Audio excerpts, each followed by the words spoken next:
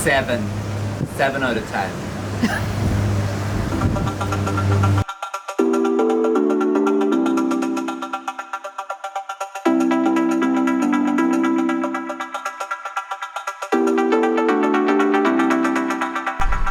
Okay, so today we're focusing on home gym, and this is the kind of gym that you can do at home without equipment. I'm here on a beach doing some home gym. So you're going to start with some squats, and the focus here is keeping the chest high and your knees out. So don't allow your knees to cave in, but keep that chest up nice and high. And I think I do between 10 and 15 reps, but this has to be adjusted to what you can do. So now we're moving into alternate lunges. And when I say adjusted to what you can do, if you've never done home gym before, then perhaps you start with 5 reps. I think I do 10 lunges on each side. And you're alternating your arms with, so right arm with left knee forward. And this is, great exercise, very specific to running. And we do come back and do another set of the squats and lunges. But for now, we're moving on to a glute bridge. And so get yourself down on the ground. Make sure your pelvis is tucked under. And what I mean by that is you won't be able to put your hands underneath your lower back. And then you come up into your glute bridge and you're holding. And I'm holding for around 10 seconds, and then I reset. All of this can progress, so you can start with 5 seconds, move to 10 seconds, and up to 20, 30 seconds.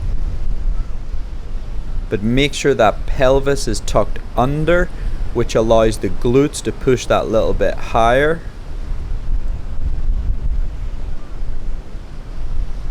Pelvis tucked, and up you go. So now we've moved into same position. So pelvis is tucked, glutes are pushed up high, and then you're doing what's called hamstring walkouts. And once you get as far as your range allows, then you drop back down and you walk back in. Perfect. So now we're moving from the ground back up again, and we move back into squats.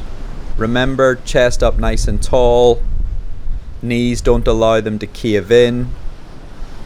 And this is a continuous session, not big recoveries, just motoring through some home gym, some basic strengthening. Basics are beautiful, honestly, I cannot stress that enough. Okay, so now we're moving into these alternate lunges. Remember your opposite arm with opposite leg. You can make your lunge probably slightly bigger than my lunge, but the sand made life a little bit difficult.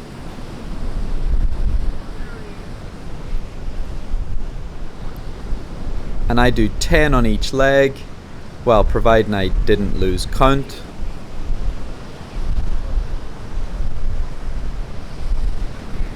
This is single leg RDLs. And so what you're doing is balancing on one leg.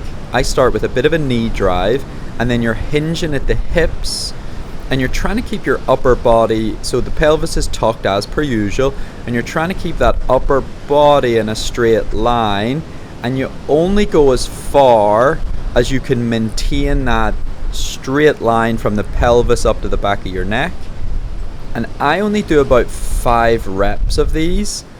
And if you're good at these, then you can hinge at the hips and you can get that back leg straight, but only go as far as you can tell you're still under control, but you'll feel quite a lot of strain on whatever leg is planted. You're going to feel quite a lot of strain on that hamstring. But it is quite difficult, and it's particularly difficult on a beach. So now we're moving into some side adductor lunges, and this is great for the adductors. And so you've got an adductor lunge and then a knee drive. So adductor lunge, knee drive, adductor lunge, knee drive. We're definitely trying to keep chest up nice and tall, and you're really driving off that back leg. I get very confused about what leg I'm supposed, I know which leg to do next, but I always get confused how to do it. So what you're doing is you're sinking back into that heel. So my left heel, sinking back in, pushing down through that glute. And when you're at the lowest part, you're springing up. And that helps with a little bit of power, and it just throws a little bit of it's particularly what you want when you're running. You want, your body to come in contact with the ground and then power up. Okay, so these are my version of a burpee. I can't say I've done a lot of burpees, but when I did a boxing class recently, they made us do burpees, and I thought they were amazing. Really, really hard work. Get a bit of, heart rate going, but also just brilliant for a bit of almost like plyometric strength.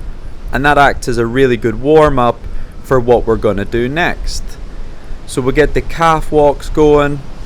And so you're up nice and tall, you're up on your toes. Try not to let that heel sink down. See what I mean? Up nice and tall. Pretend there's a string pulling your body all the way up.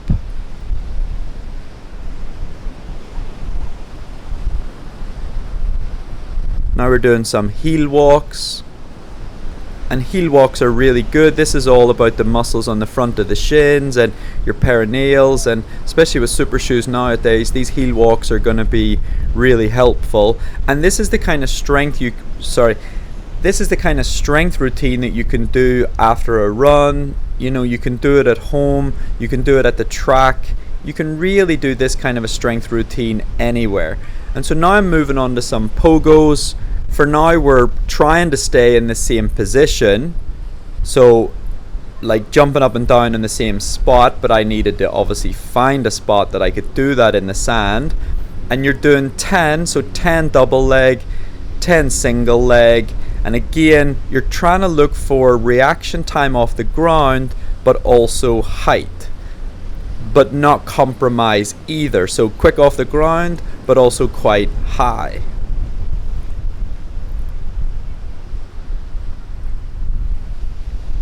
Okay, so now we're moving into squat jumps, and so we've moved from some static strengthening to more of a plyometric and power strengthening. And again, think about running, and this is all about ground contact time, strength when the body hits the ground. So your body's going to hit the ground every stride, and if you can be stronger and faster off the ground, it just makes you a lot more efficient and a lot better at running. So now we've moved into split jumps, and this is just like your lunges at the start, but with that spring and that power element.